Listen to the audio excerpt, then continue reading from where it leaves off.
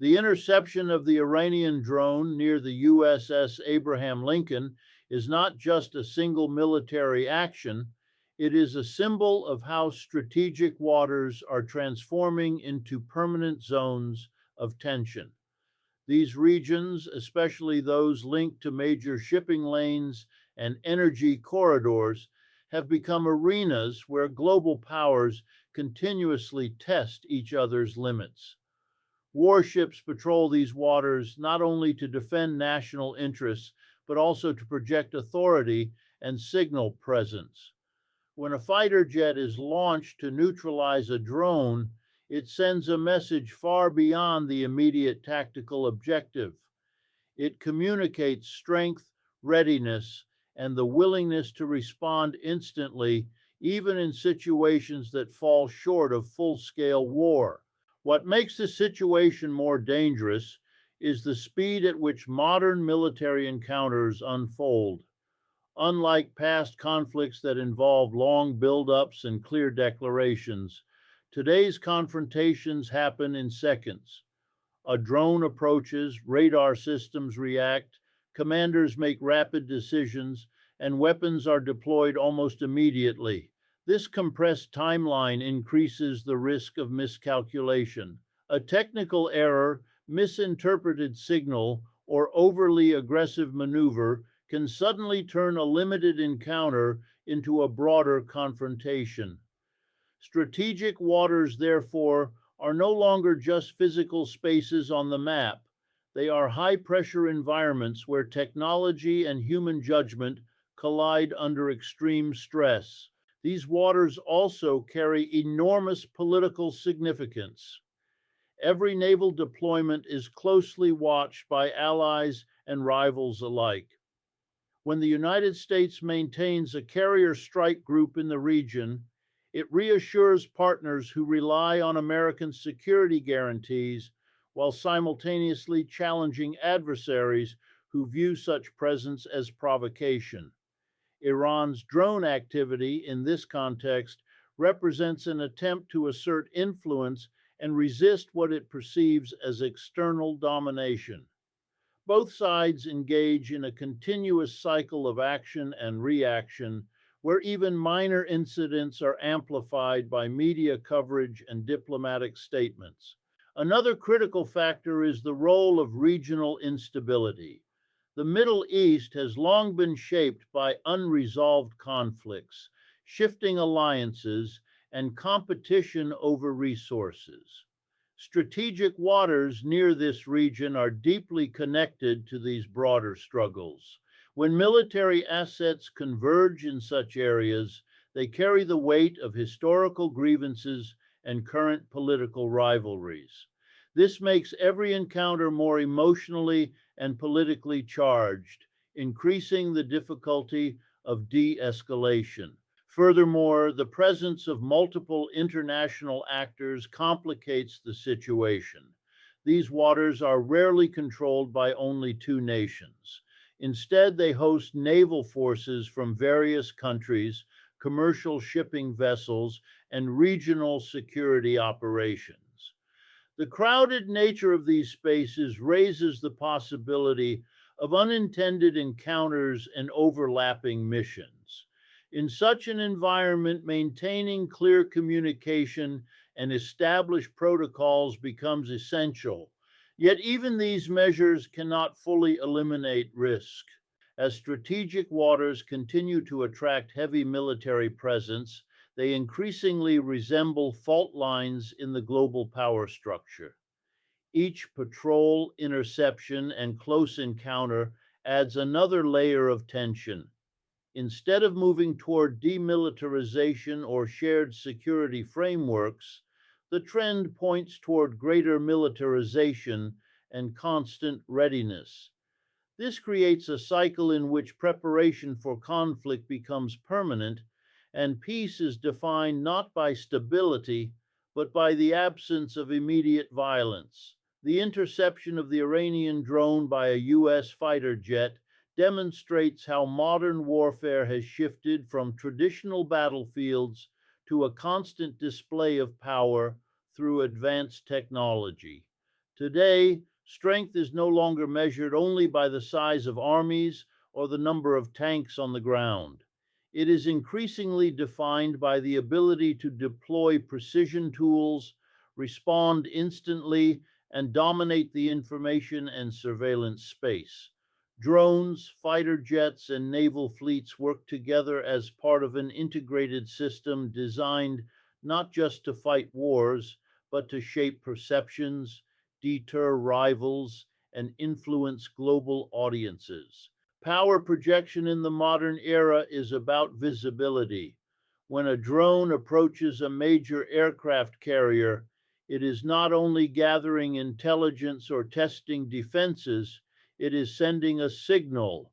It tells the world that a nation has the capability to operate far from its borders and challenge the presence of a superpower. When the drone is shot down, the response is equally symbolic. It reinforces the idea that the defending nation is prepared, technologically superior, and willing to act decisively. This exchange becomes a form of strategic communication where weapons double as political messages. Technology has also lowered the threshold for confrontation. In the past, moving troops or launching large scale operations required significant time and resources.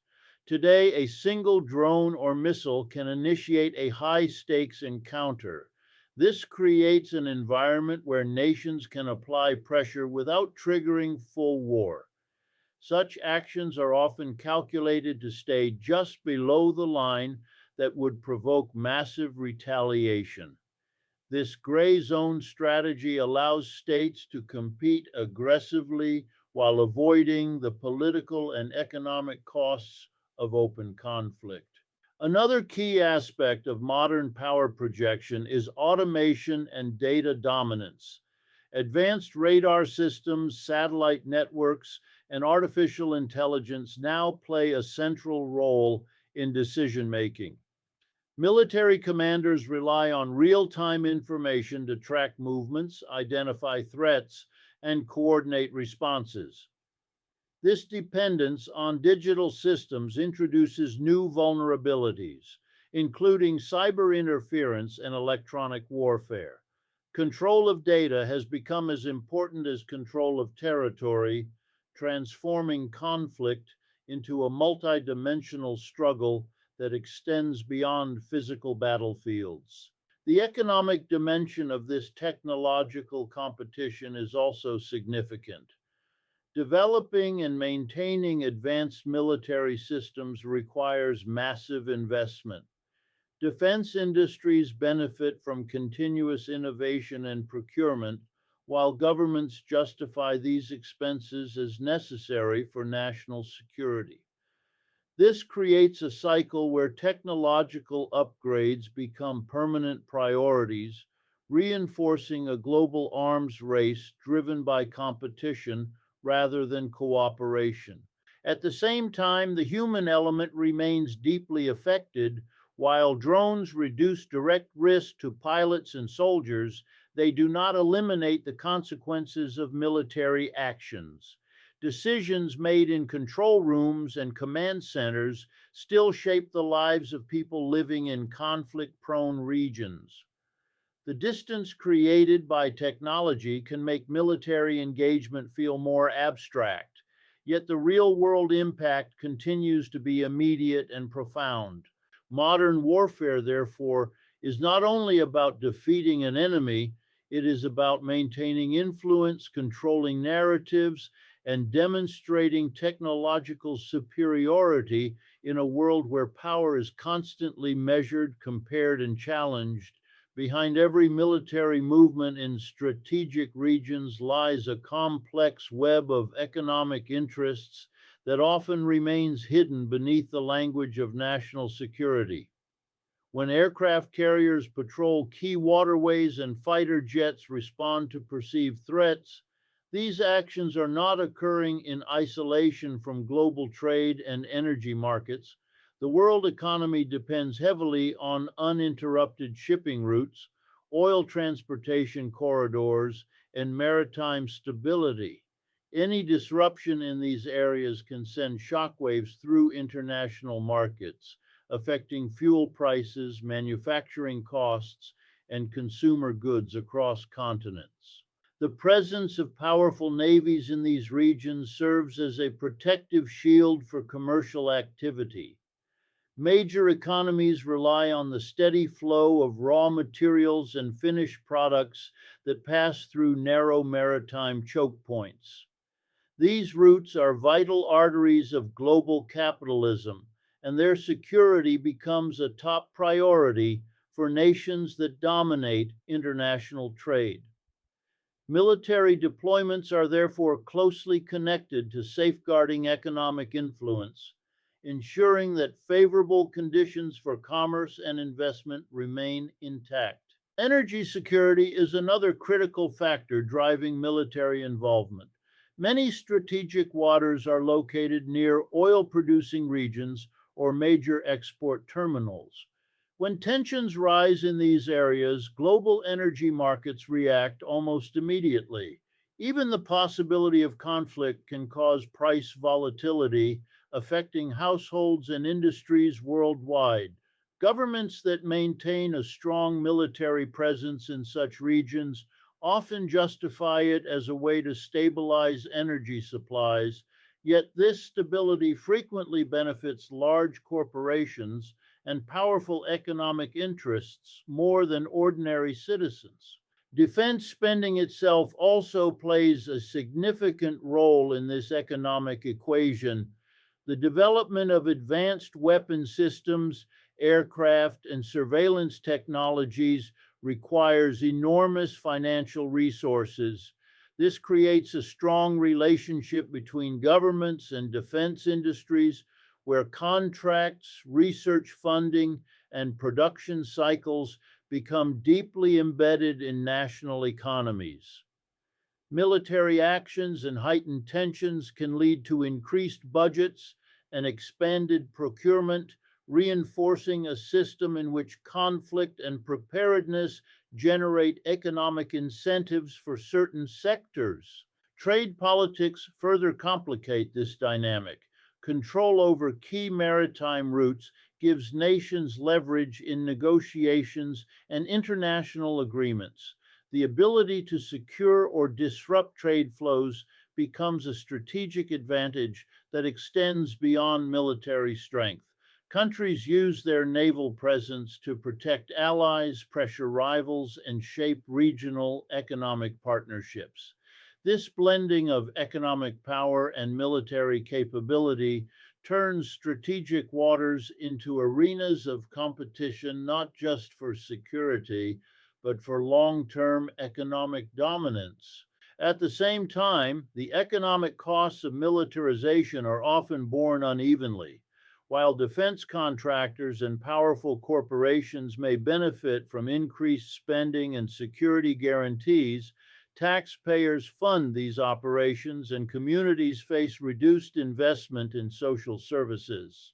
In regions affected by military activity, local economies can suffer from instability, disrupted trade, and declining tourism.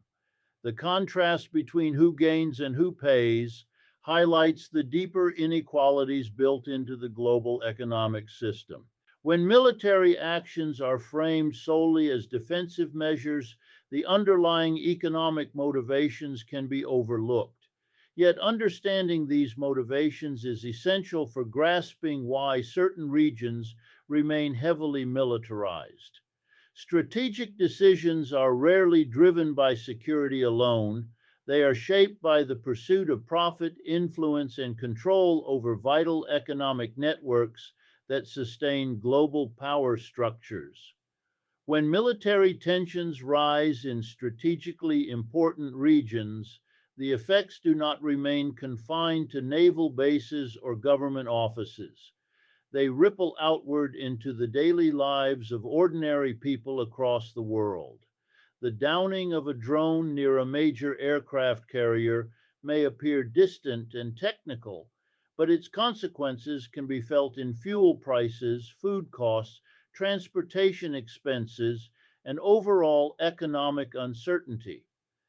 Global markets are highly sensitive to geopolitical instability, and even small incidents can trigger fluctuations that affect households far removed from the original event. Energy markets are often the first to react. When the possibility of conflict threatens oil and gas supply routes, prices tend to rise quickly. This increase moves through the economy, making electricity, transportation, and manufacturing more expensive. For families, this can mean higher utility bills and increased costs for everyday goods. For workers, it can translate into reduced purchasing power and greater financial stress. The burden of these changes is rarely shared equally, as lower income communities are often the most vulnerable to sudden economic shocks.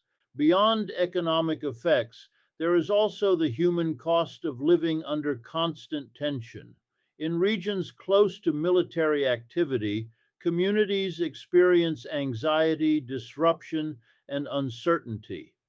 The presence of warships and aircraft can create an atmosphere of fear and instability, affecting mental well being and social cohesion. Children grow up surrounded by the language of conflict, and families face the challenge of planning their futures in environments that feel unpredictable and insecure. Global stability is further weakened by the erosion of trust between nations. Each military encounter, even one that stops short of violence, adds another layer of suspicion and rivalry. Diplomatic relationships become strained, communication channels narrow, and the possibility of cooperation decreases. This climate of distrust makes it harder to address shared global challenges such as climate change, public health crises, and economic inequality as countries become more focused on protecting their own interests rather than working together. Another important dimension is the humanitarian impact of prolonged instability. When tensions escalate into broader conflicts, displacement, refugee movements, and humanitarian emergencies often follow. Even when conflict does not fully erupt, the constant threat of violence can discourage investment and development in affected regions. Infrastructure projects are delayed, education systems suffer, and healthcare services become harder to maintain. These long term effects can trap communities in cycles of poverty and underdevelopment. The political consequences are equally significant. Governments may use external threats to justify increased surveillance, restrictions on civil liberties, and higher military spending. While these measures are often presented as necessary for security, they can reduce democratic accountability and limit public debate. Citizens may find it harder to question policies when fear dominates public discourse. As these layers of impact accumulate, the gap between decision makers and the people affected by their choices becomes more visible. Military and political elites operate within secure institutions, while ordinary citizens experience the economic and social consequences of instability, carrying the weight of decisions made far beyond their reach. The incident involving the downing of a drone near a major military asset once again brings attention to the urgent need for diplomacy in a world increasingly shaped by confrontation. While military responses may provide immediate tactical solutions, they rarely address the deeper political and social tensions that give rise to conflict in the first place. History repeatedly shows that reliance on force creates temporary calm at best and long term instability at worst. Dialogue, negotiation, and mutual understanding remain the most effective tools for preventing escalation and building sustainable peace. Diplomacy is not a sign of weakness, it is a strategic investment in stability. When nations choose communication over confrontation, they reduce the risk of misinterpretation and accidental conflict. Direct channels of dialogue allow leaders to clarify intentions, manage crises, and explore compromise. In high tension regions, even small diplomatic gestures can help lower the temperature and create space for broader negotiations. Without these efforts, every military encounter becomes more dangerous as there are fewer mechanisms available to diffuse misunderstandings. International institutions and multilateral frameworks play a crucial role in supporting diplomatic solutions. Organizations that facilitate dialogue and conflict resolution provide neutral platforms where rival nations can engage without the pressure of direct confrontation. These institutions help establish norms, encourage transparency, and promote cooperative security arrangements. When countries undermine or ignore such frameworks, they weaken the global system designed to prevent wars and protect collective interests. Public opinion also has a powerful influence on the direction of foreign policy. When citizens demand peaceful solutions and hold leaders accountable for aggressive actions, governments are more likely to pursue diplomatic paths. Media coverage, educational initiatives, and open public debate can shape how societies perceive international conflicts. By promoting awareness and critical thinking, communities can push for policies that prioritize cooperation rather than constant militarization. Economic and cultural exchanges further strengthen the foundation for peaceful relations. Trade partnerships, academic collaborations, and people to people connections build trust and interdependence. When nations benefit from shared prosperity and mutual understanding, the incentives for conflict decrease. These forms of engagement create networks of cooperation that make war less attractive and peace more practical. The challenge, however, lies in overcoming entrenched interests that profit from confrontation. Defense industries, political factions, and ideological groups often benefit from heightened tensions. These forces can resist diplomatic efforts and promote narratives that justify continued militarization. Breaking this cycle requires strong leadership, transparent decision making, and a commitment to long term stability over short term political gains.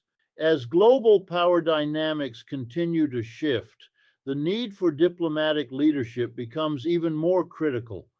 Emerging powers, regional alliances, and technological changes are reshaping international relations.